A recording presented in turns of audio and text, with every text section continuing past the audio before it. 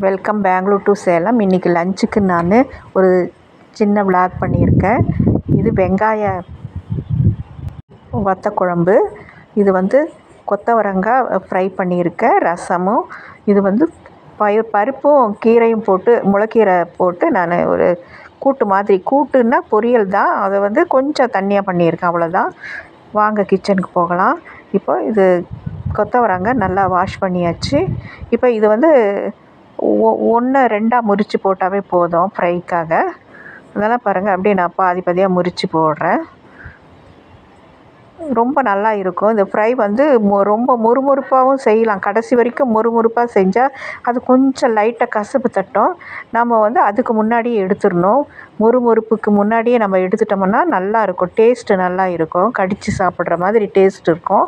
அந்த மசாலும் அதுவும் அவ்வளோ நல்லாயிருக்கும். இப்போ அதுக்காக தான் நான் இப்போ கட் பண்ணிகிட்ருக்கேன்.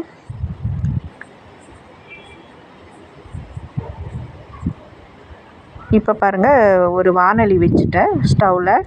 இப்போ ஆயில் ஊற்றியாச்சு, தண்ணி ஊற்ற போகிறேன். ஏன்னா பருப்பு வேக வைக்கிறதுக்காக கீரை பொரியல் செய்ய போகிறேன். நான் துவரம்பருப்பு வாஷ் பண்ணி இவ்வளோ துவரம்பருப்பு போட போகிறேங்க. கீரைக்கு துவரம்பருப்பு போட்டு பொரியல் பண்ணி பாருங்கள், ரொம்ப டேஸ்ட்டாக இருக்கும். இதுக்கு தேங்காய் போட தேவையில்லை, வேர்க்கடலையும் போட தேவையில்லை. இந்த மாதிரி பருப்பு போட்டு நம்ம செஞ்சிட்டோம்னா இதே ரொம்ப டேஸ்ட்டாக இருக்கும். இப்போ பாருங்கள், கீரை நான் வாஷ் பண்ணி வச்சுட்டேன். இப்போ புளியும் நான் ஊற வச்சுருக்கேன். இப்போ இந்த கொத்தவரங்காய்க்காக நான் கார்ன்ஃப்ளவர் ஒரு 2 ஸ்பூனுங்க, மிளகாத்தூள் ஒரு 3/4 ஸ்பூன், உங்களுக்கு எவ்வளோ தேவையோ அவ்வளோ போட்டுக்கலாங்க. மட்டன் மசாலா இதுக்கு மிக்ஸ் பண்ண போகிறேன். ரொம்ப இந்த மட்டன் டேஸ்ட்டு வரணுங்கிறதுக்காக நான் அதை மிக்ஸ் பண்ணுறேன். இப்போது அதுக்கேற்ற ஒரு உப்பு அதுவும் போட்டாச்சு. போட்டு தண்ணி தெளித்து நம்ம அதை கொஞ்சமாக தண்ணி தெளித்து அந்த மசாலாலாம் அந்த காயில் ஒட்டுற மாதிரி பண்ணால் போதுங்க. ரொம்ப தண்ணியாகவும் வேண்டாம். தண்ணியாக நம்ம ஆட் பண்ணோம்னா அந்த காயில் ஒட்டாது. கொஞ்சம் கெட்டியாக நம்ம இது பண்ணணும். தேவைன்னா நீங்கள் மைதா மாவு கூட மிக்ஸ் பண்ணிக்கிங்க. நான் கார்ன்ஃப்ளவர் மட்டும் போட்டிருக்கேன், இதே போதும்னு சொல்லி. பாருங்கள், லைட்டாக தண்ணி தெளித்து நான் அந்த மசாலாலாம் அதில் ஒட்டின மாதிரி பண்ணிட்டேன். பாருங்கள், இது கொஞ்சம் நேரம் ஊறட்டும். இந்த வேலையெல்லாம் செய்கிறதுக்குள்ளே இது கடைசியாக செய்யலான்னு இதை நான் அப்படியே மூடி வச்சு ஒரு பக்கம் எடுத்து வச்சிடுறேன். இப்போ பாருங்கள், கீரை வாஷ் பண்ணிட்டேன். இதை பருப்பு பாதி வெந்துருச்சு. இப்போ நம்ம அதில் சேர்த்திடலாம். முளைக்கீரை ரொம்ப நல்லது உடம்புக்கு. டெய்லி ஒரு கீரை சாப்பிட்டா நல்லது தாங்க. ஆனால் கீரை விலை பார்த்தா அப்படியே எகிறுது, கீரையே வாங்க முடியல.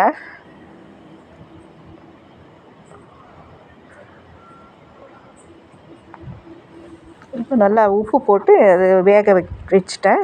இப்போ புளி கரைச்சிக்க போகிறேங்க வத்த குழம்புக்காக. ஏற்கனவே நான் வத்த குழம்பு 2-3 தடவை போட்டிருக்கேங்க. இது வெங்காய வத்த குழம்பு, அது வேறு வத்த குழம்பு செஞ்சேன். இது வெங்காய வத்த குழம்பு. இது நிறைய வெங்காயம் போட்டால் தாங்க டேஸ்ட். இது ஒரு வத்த குழம்பு, நிறைய வெரைட்டி வத்த குழம்பு இருக்குங்க. இப்போ கீரை பாருங்கள் வெந்துருச்சு. இப்போ நான் கீரையை தாளிக்க போகிறேன்.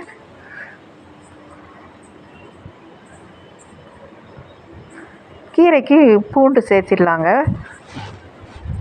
நசுக்கி போட்டாலும் சரி, முழுசாக போட்டாலும் நல்லா தான் இருக்கும். இப்போ நான் கடுகு போட்டேன். முதல்லையே நம்ம கடுகு போடலாம். இது நல்லா ஆயில் காஞ்சிருச்சு, அதனால் ஒன்றும் பிரச்சனை இல்லை. கடுகு பொரிஞ்சிருச்சு. பூண்டு போட்ட பிறகு நான் கடுகு போட்டேன் இல்லைங்களா, அது பொரிஞ்சிருச்சு. இதெல்லாம் நம்ம டெக்னிக்காக பண்ண வேண்டியது தாங்க. அதுக்கு முன்னாடி இதுதான் ஃபஸ்ட்டு அப்படியெல்லாம் ஒன்றும் இல்லைங்க. நம்ம டெக்னிக்காக செஞ்சாவே போதும். அதுவும் நல்லா பொரிஞ்சிடுச்சு. இப்போ வரமிளகா போட்டாச்சு, கருவேப்பிலை எல்லாம் போட்டாச்சு. இதுக்கும் கொஞ்சம் ப்ரௌனிஷ் கலர் வந்தால் தாங்க கீரை பொரியல் ரொம்ப நல்லா இருக்கும். உப்புமாவும் அந்த மாதிரிக்கெல்லாம் இந்த மாதிரி பண்ணக்கூடாது. உப்புமாவுக்கெல்லாம் கண்ணாடி பதத்துக்கு இருக்கணும். ஒரு சில வெரைட்டிஸ் செய்யும்போது நம்ம அதுக்கேற்ற மாதிரி தான் செய்யணும். இது ப்ரௌனிஷாக இருந்தால் குழம்புக்கு எல்லாமே ப்ரௌனிஷாக இருந்தால் தாங்க நல்லாயிருக்கும். இப்போ பாருங்கள், தண்ணி வடித்த தண்ணி, கீரை தண்ணி, அதை நான் வேஸ்ட் பண்ணக்கூடாதுன்ட்டு முதல்ல எல்லாமே அப்படியே போட்டிருக்கலாமே நீங்கள் நினைக்கலாம். அப்படி இல்லைங்க. நான் இப்படி பாருங்கள், இந்த மாதிரி எல்லாம் ஒரு பக்கம் ஓரமாக தள்ளி விட்டு கீரையை நடுவில் அந்த தண்ணி ஊற்றினா கொஞ்சம் நேரம் கழித்து அந்த தண்ணி வந்து எவாப்ரேட் ஆகிடும். எப்படியோ ஒன்று, ஆனால் வேஸ்ட் பண்ணக்கூடாது, அந்த கீரையோடு இருக்கணும் அப்படின்னு தான் பாருங்கள். கொஞ்சம் அப்படியே இதாகிடுச்சு, நான் கீரையும் இழுத்துக்கிச்சு கொஞ்சம், அதே போதுங்க. நல்லா வெந்துருச்சு பாருங்கள். கீரை கூட்டு மாதிரி ஆயிடுச்சு. கீரை நல்லா வெந்து இப்படியே சாப்பிட்லாங்க, பிசைஞ்சு சாப்பிட்லாம், ரொம்ப டேஸ்ட்டாக இருக்கும். இப்போ சின்ன கடாய் வச்சுருக்கிறேன். இது வந்து வெந்தயமும் துவரம் பருப்பு போட்டு நான் அதை வறுத்துட்டேங்க. வறுத்து அதை பொடி பண்ணிட்டேன். இப்போ வந்து குழம்பு செய்கிறதுக்காக, வத்த குழம்பு செய்கிறதுக்காக ரெடி பண்ணிகிட்ருக்கேன். இப்போ கடுகு போட்டாச்சு. இப்போ வெங்காயம், கொஞ்சம் நிறைய வெங்காயம் போடணுங்க. இந்த வெங்காயம் வத்த குழம்புங்கிறதுனால கொஞ்சம் சின்ன வெங்காயம் தான், இது கொஞ்சம் நிறைய போடணும், ரொம்ப டேஸ்ட்டாக இருக்கும்.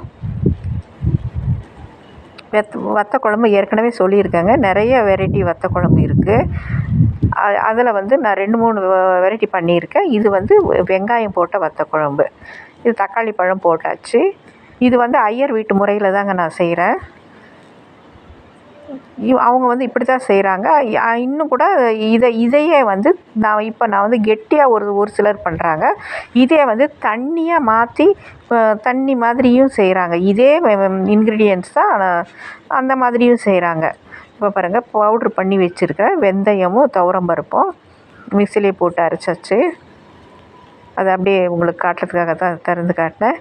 இப்போ வந்து பாருங்கள், தக்காளியெல்லாம் நல்லா வதங்கிருச்சு. இப்போ வந்து மிளகாத்தூள், சாம்பார் தூள், மல்லித்தூள். நான் வந்து கடை சாம்பார் தூள் தாங்க வாங்குகிறேன். வீட்டில் அரைச்சி ரொம்ப வருஷம் ஆகிடுச்சு, எனக்கு உடல்நல சரியில்லாமல் இருந்ததுனால. அதனால் நான் கடையிலே வாங்கிக்கிறது, சக்தி மசாலா தான் வாங்குகிறேன். பாருங்கள், மிளகாத்தூள், மல்லித்தூள். நான் வந்து சாம்பாரில் எவ்வளோ இருக்குது என்னன்னு அது பார்க்காததுனால நான் இதில் மிளகாத்தூள், மல்லித்தூள் ஆட் பண்ணிக்குவேன். அப்போ தான் எனக்கு கரெக்டாக இருக்கும். நம்ம வீட்டிலே அரைச்சோம்னா அதே போதும், நமக்கு தேவையான அளவு நம்ம மிளகாத்தூளெல்லாம் கலந்துருப்போம். இப்போ பாருங்கள், அது நல்லா அது எண்ணெயில் மிளகாத்தூள், மல்லித்தூளெல்லாம் வதங்கின பிறகு நம்ம புளி தண்ணி கரைச்சி வச்சது இதில் ஊற்றிட வேண்டியது தாங்க. ஊற்றி நல்லா கொதிக்க வைக்கணுங்க. இது கொஞ்சம் ஆயில் அதிகமாக போடணும். இப்போ நான் வந்து இதில் ஆயில் ஒரு லிமிட்டாக தாங்க போட்டிருக்கேன். இப்போ பாருங்கள், இவ்வளோ குழம்பு இருக்குது. இது ஒரு வாரத்துக்கே நம்ம கொஞ்சம் கொஞ்சமாக சூட் பண்ணி சாப்பிட்றலாம். இது வெந்தயமும் துவரம் பருப்பு பவுடர் கலந்துட்டேங்க.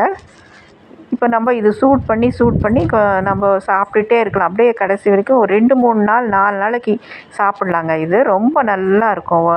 வாய்க்கே அப்படியே ருசி கிடைக்கும் நமக்கு, நம்ம நாக்குக்கு. இப்போ அதுக்குள்ளே பாருங்கள், நம்ம இது ஸ்டப் பண்ணி வச்சுருந்தோம் இல்லைங்களா, சாரி, இது பண்ணி ரெஸ்ட்டில் வச்சுருந்தோம் இல்லைங்களா கொத்தவரங்காய், அதை வந்து ஃப்ரை பண்ணி எடுத்து வச்சாச்சு.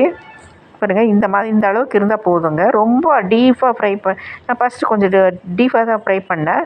அது கொஞ்சம் கசந்துது. அதனால் நான் அதுக்கும் கீழே கொஞ்சம் லிமிட்டாக ஃப்ரை பண்ணிட்டேன். ரொம்ப நல்லா இருக்குது. டீப்பாக ஃப்ரை பண்ணாவும் சாப்பிட நல்லா தான் இருக்குது, லைட்டாக கசக்கும், அவ்வளோதான். சாப்பிட்லாம், அதை பற்றி ஒன்றும் இல்லை. இப்போ வந்து கீரை பொரியல், வத்த குழம்பு, சாதம் ரெடி ஆயிடுச்சு. வாங்க சாப்பிட்லாம்.